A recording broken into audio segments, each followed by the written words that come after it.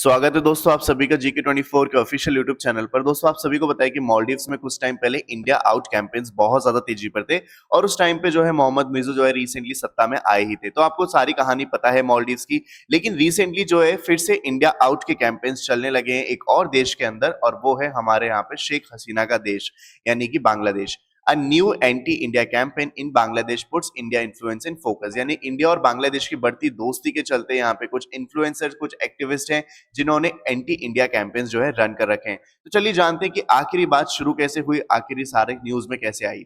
तो आपको पता होगा कि रिसेंटली जो है बांग्लादेश के अंदर इलेक्शन कंडक्ट हुए हैं और वहां पे जो है कौन प्राइम मिनिस्टर बनाए, तो वो फिर से बनी है शेख हसीना। और Sheikh Hasina fourth consecutive term के अंदर जो है प्राइम मिनिस्टर बनने वाली यहाँ पे लेडी बन गई है। और इनकी कौन सी पार्टी है? अवामी लीग पार्टी।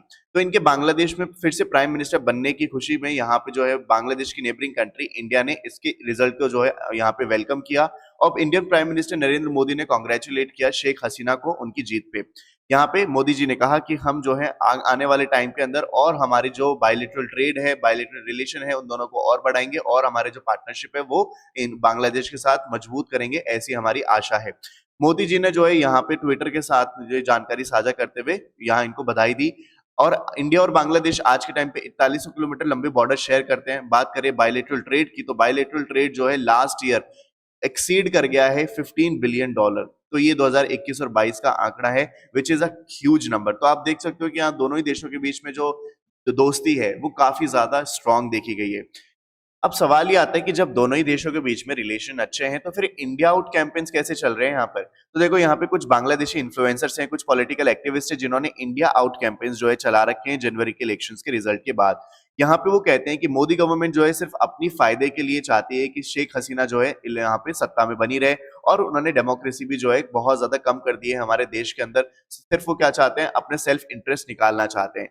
तो यहाँ पे कुछ ऐसा इनका स्टेटमेंट है। यहाँ पे एक पर्सन है जिनका नाम है पिनाकी भट्टाचार्य, जिनको बांग्लादेश से भी निकाल दिया गया था, जो कि एक फिजिशियन और इन्फ्लुएंसर है सोशल मीडिया के ऊपर, जो कि आज की डेट में पेरिस में रह रहे हैं। इन्होंने लेटेस्ट इंडिया आउट कैंपेन चला रखा है और इनका ये कहना है कि अपने मिलियंस ऑफ फॉलोअर्स से कि आप कोई भी इंडियन प्रोडक्ट्स को बाय मत करो बांग्लादेश के अंदर। और यहाँ पे इन्होंने कहा है कि इंडिया जो है लगातार बांग्लादेश के इंटरनल मैटर के अंदर जो है दखल दे रहा है।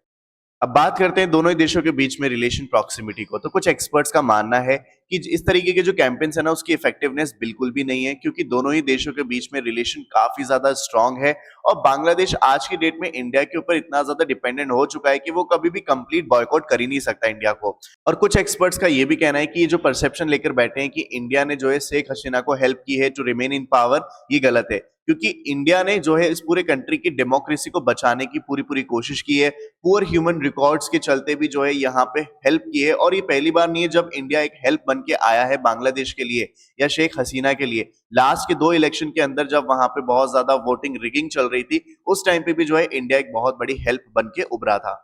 अब जानते हैं इंडिया का क्या कहना है इस पूरे इंडिया आउट कैंपेन के ऊपर, और हम पहले मालदीव के एग्जांपल को देखेंगे क्योंकि मालदीव में भी ऐसा कुछ हो चुका है।